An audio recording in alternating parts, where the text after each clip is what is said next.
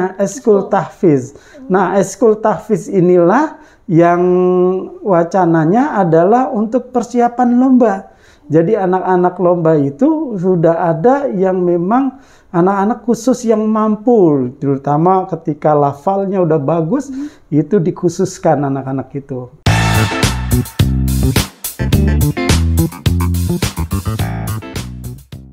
Assalamualaikum warahmatullahi wabarakatuh. Kembali lagi di podcast Ruang Kamat, sahabat inspirasi anak negeri. Ya teman-teman, podcast kali ini kita sedang bersama Wakil Kepala Madrasah di Min 9 dengan Bapak Muklis. Selamat siang Pak Muklis. Selamat siang. Ya, buat teman-teman yang ingin tahu lebih dalam tentang Pak Muklis, kita akan sedikit bertanya-tanya tentang Pak Muklis. Ya, oke Pak, bisa memperkenalkan diri terlebih dahulu Pak. Baik, sebelumnya saya ucapkan Assalamualaikum warahmatullahi wabarakatuh. Waalaikumsalam. Selamat siang kakak-kakak semuanya dari MAK UI. Ya, Alhamdulillah saya kenalkan, saya wakil Min 9 Jakarta Selatan bernama Muklis MPD. Dan saya mengajar di Min 9 ini sudah 25 tahun ya, sudah 25 tahun. Lalu mengajarnya adalah pelajaran agama sesuai dengan pendidikan saya di S1 dan di S2-nya, yaitu sarjana pendidikan agama. Seperti itu. Oke Pak. Awal pendidikan sebelum menjadi wakil kepala sekolah ya Pak? Awal pendidikan sebelum menjadi wakil itu S1 ya. S1-nya adalah di IAIJ Jamiat Khair, yang convertise-nya adalah waktu itu IAIN, yang sekarang sudah UIN Jakarta Syarif Hidayatullah gitu ya.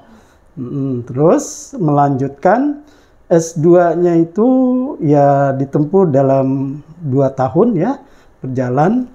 Dan alhamdulillah sudah selesai, itu di Perguruan Tinggi STAI Al-Hikmah, Jakarta. Ya. Sudah berapa lama menjadi wakil kepala sekolah? Untuk menjadi wakil kepala sekolah, saya baru setahun ini. Ya, di setahun ini. Sebelumnya saya juga pernah jadi wakil kepala sekolah dengan kepala sekolah yang berbeda, yaitu waktu itu Pak Haji Hasim. Dan sekarang dengan Pak Haji Muhimin SAG. Baru setahun dengan Pak Haji Muhimin. Apa ada kesulitan menjadi wakil kepala sekolah Pak? Untuk menjadi wakil kepala sekolah ini kan tugasnya hanya membantu kepala sekolah ya. Seperti halnya saya ditugaskan menjadi wakil di sini adalah di bidang humas. Jadi hubungan masyarakat, ya kami menjalin erat dengan di lingkungan masyarakat. Dan dari tingkat lurah sampai tingkat RW dan RT, seperti itu kerjasama. Sebelum menjadi wakil kepala sekolah, sebagai apa Pak? Ya, sebelum saya menjadi wakil, ya seperti biasa dengan guru-guru yang lain, yaitu sebagai guru biasa yang mengajar sebagai wali kelas. Dan kebenaran saya adalah guru yang mengajarnya senang dengan anak-anak. Jadi ditunjuk oleh kepala sekolah, ini kurang lebih sekitar udah 6 tahun mengajarnya di kelas 1 dan menjadi wali kelas 1.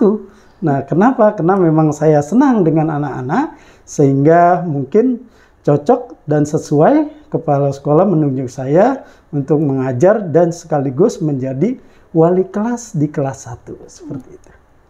Cara Bapak untuk bisa mengendalikan anak-anak yang susah diatur itu gimana? Biasanya anak-anak yang kurang ya, yang kurang dalam hal belajar atau disiplin, ya biasanya kita lakukan dengan pendekatan.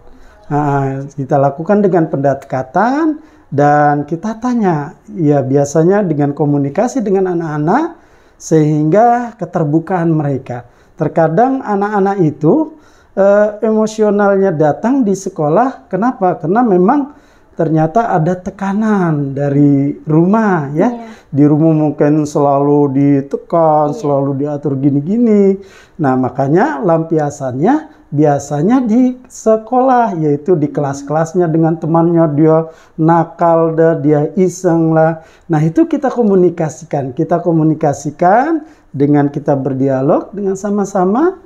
Lalu ya ada titik temunya di situ. Oh, ternyata memang anak tersebut ini ketika dia di kelas itu, kenapa dia mungkin sering bercanda, terus iseng, usil dengan temannya.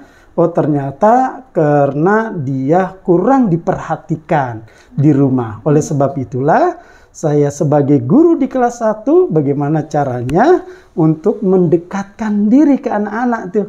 Permasalahannya apa, kita dekatkan, akhirnya selesailah permasalahan ini. Oh, ternyata memang anak tersebut kurang diperhatikan. Ketika kita perhatikan secara penuh, ya alhamdulillah. Tidak ada lagi tuh anak-anak min 9 yang usil, yang jahil, atau yang disebut dengan tanda kutip nakal seperti itu.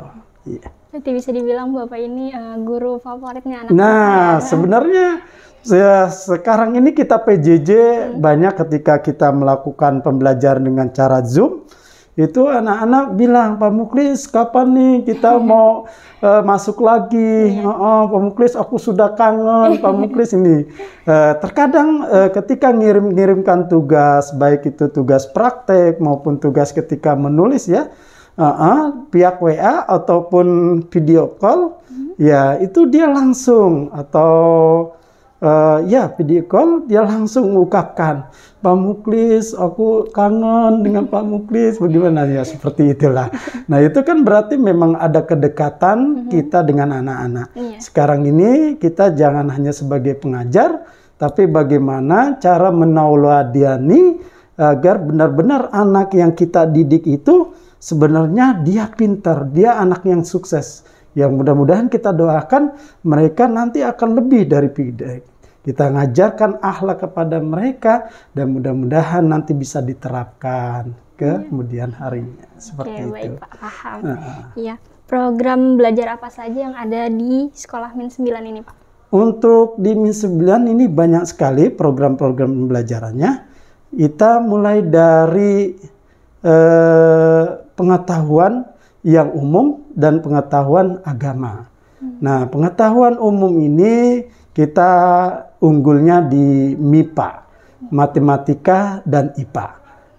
Matematika dan IPA itu sudah masuk menjuarai tingkat nasional itu. Ya, tahun 2016 itu kita masuk ke tingkat nasional dalam KMR. Nah, itu anak tersebut ya sekarang udah alumni ya.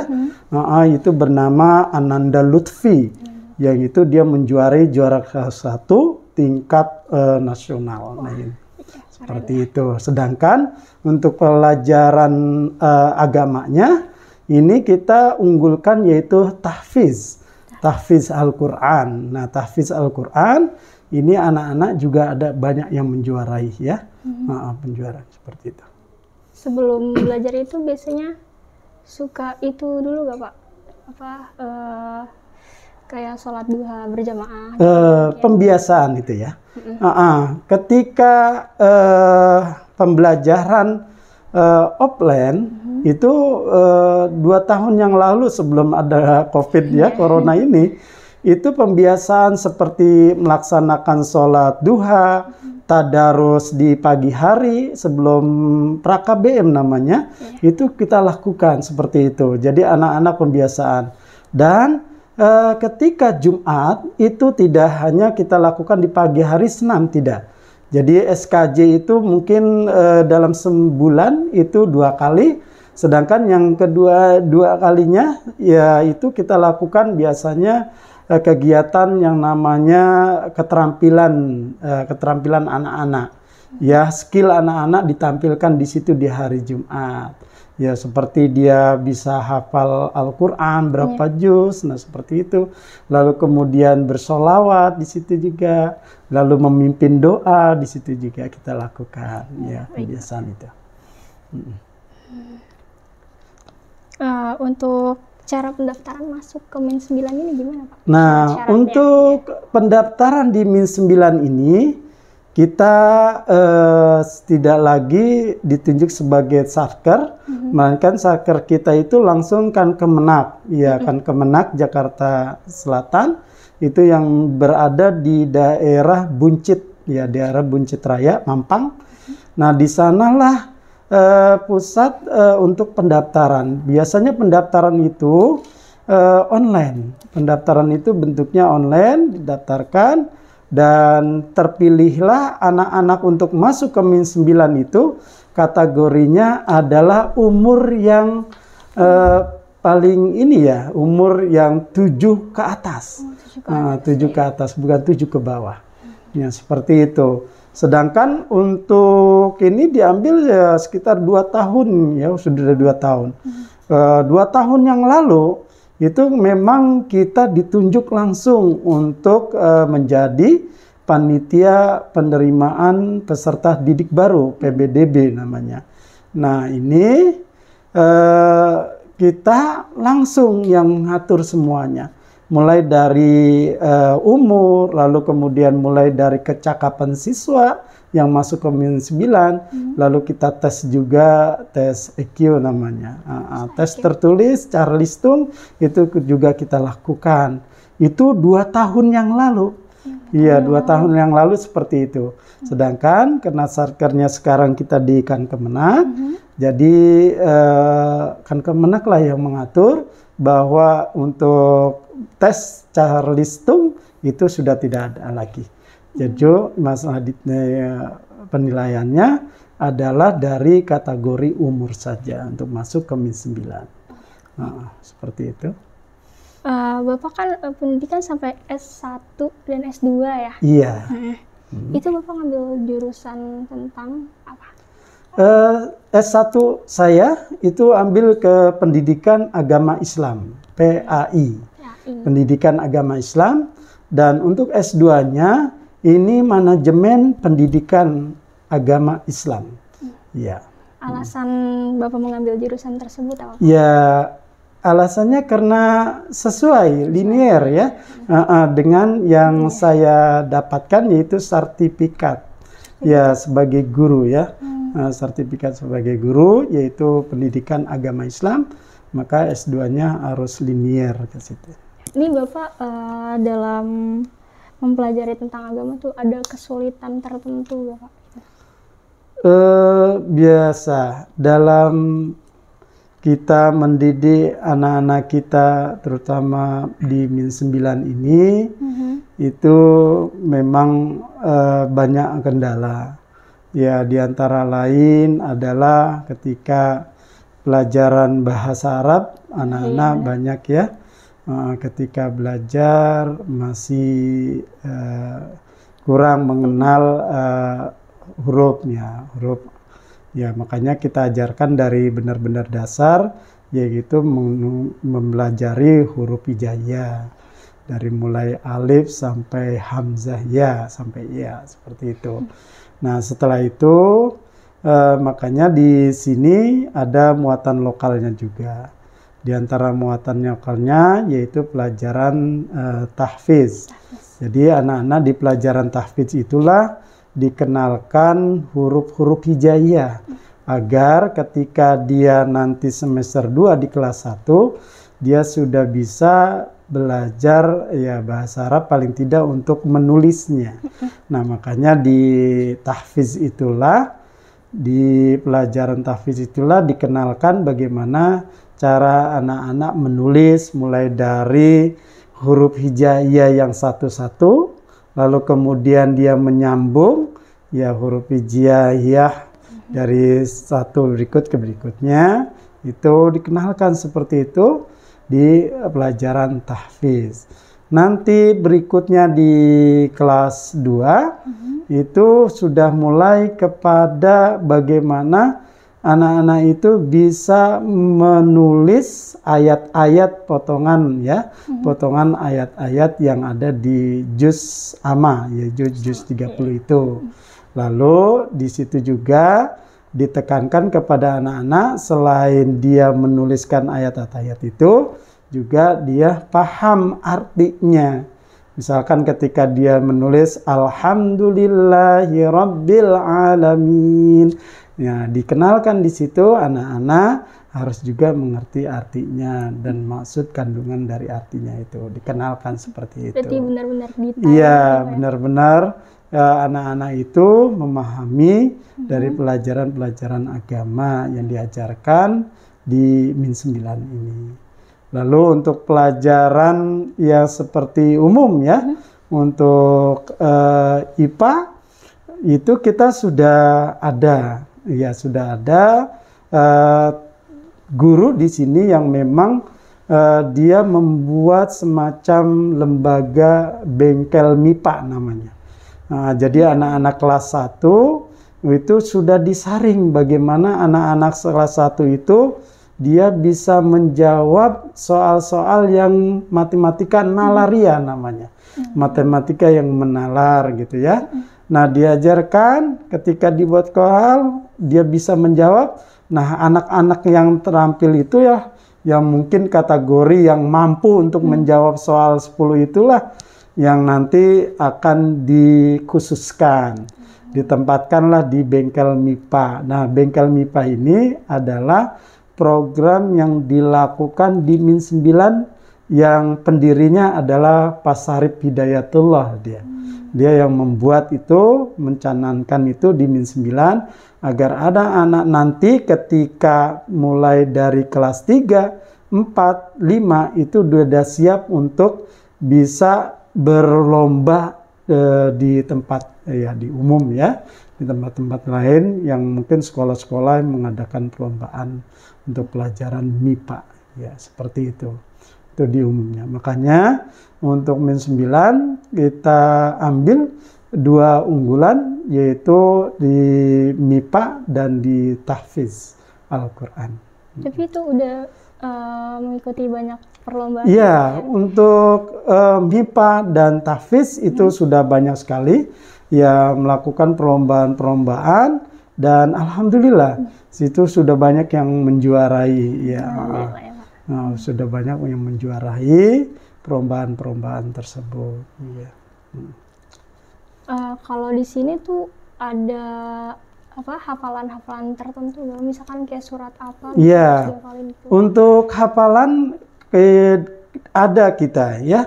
Untuk di pembelajaran kita kan masuk ke mulok itu. Iya. Untuk pembelajaran itu target anak kelas 6 lulusan itu targetnya adalah juz 30, yaitu juz amma itu. Namun kita ada juga eskulnya, eskul tahfiz. Nah, eskul tahfiz inilah yang wacananya adalah untuk persiapan lomba. Jadi anak-anak lomba itu sudah ada yang memang anak-anak khusus yang mampu, terutama ketika lafalnya udah bagus, itu dikhususkan anak-anak itu persiapan untuk lombanya. Nah, dia biasanya harus sudah hafal ya mulai dari juz 28, 29 dan juz 30. Nah, situ biasanya surat-suratnya adalah surat-surat pilihan. Nah, seperti itu. Gitu. Biasanya mereka tuh dalam menghafal itu targetnya berapa lama gitu? Untuk kelas pembelajaran yang muatan lokal itu dari kelas 1 untuk tahfiznya mulai dari surat Al-Fatihah sampai surat Al-Bayyinah. Untuk semester 1 dan semester 2. Jadi semester 1 tahun itu anak kelas 1 targetnya harus sudah hafal sampai surat Al-Bayyinah. Berikut nanti kelas 2. Kelas 2 mulai dari surat Al-Bayyinah sampai surat nanti Sam. Ya seperti itu. Terus sampai nanti di kelas 6-nya anak-anak disebut dengan tinggal mengulang. Nah, kenapa? Karena di kelas 5 dia sudah sampai surat An-Naba. Surat terakhir di juz 30 itu. Juz 30 itu juz amma ya. Sudah selesai sampai surat An-Naba. Seperti itu. Nanti ketika di kelas 6-nya tinggal mengulang kembali dari surat Al-Fatihah sampai surat naba itu ya disebut dengan munakosa, nanti ada munakosa, dan anak-anak yang hafal dengan kategori yang baik dan bagus nanti akan diberikan semacam plakat ijazah seperti itu. Sertifikat, seperti itu. Iya. Itu kan ada pasti anak-anak yang susah buat ngehafalnya gitu kan. Itu Bapak cara menanganinya gimana, Pak? Untuk anak-anak yang kesulitan menghafal, ya memang kita itu selalu setiap sebelum belajar disebut dengan adanya pra-KBM, disitulah anak-anak kita selalu tadarus. Kita selalu ulang-ulang setiap harinya. Ketika misalkan kelas 1, karena mengingat saya ngajarnya di kelas 1, maka anak-anak yang kemarin semester 1 itu hafalan dari surat Al-Fatihah sampai surat Al-Asri itu sudah tidak ada kendala. Kenapa? Karena setiap hari kita tadarus. Ya, kita ulang-ulang terus. Padahal anak-anak ada yang tidak bisa membaca. Tidak, hurufnya tidak membaca, tapi karena kita sering ulang-ulang, akhirnya dengan sendirinya dia hafal. Begitu juga di kelas 2 sama. Jadi tadarusnya sesuai Al-Quran yang dia hafalkan di kelas 2. Begitu juga dengan kelas 3, ya kelas 4 dan kelas 5. Seperti itu. Ya, harapan dan pesan-pesan nih untuk teman-teman gimana, Pak? Harapan buat ke depannya. Ya, untuk Mak UI atau mungkin untuk semuanya enggak apa-apa. Oh ya. Kesan dan pesannya tentunya ketika kita mendidik peserta didik, janganlah itu diibaratkan sebuah tong kosong yang kita isi lalu kita penuhkan. Akan tetapi itu merupakan tong yang berisi penuh. Namun bagaimana isinya biar berkualitas, maka hendaklah seorang guru mencetak seorang tong yang berisi itu agar berkualitas. Maka kita perlu kasih motivasi, akhlak-akhlak dan tingkah laku perbuatan yang baik, agar tong yang berisi itu nilainya berkualitas tinggi, seperti itu. Oke teman-teman, sekian podcast kita kali ini. Terima kasih buat teman-teman yang di rumah yang sudah menonton video ini. Dan kembali lagi di podcast selanjutnya. Di podcast Ruang Kamat, sahabat inspirasi anak negeri.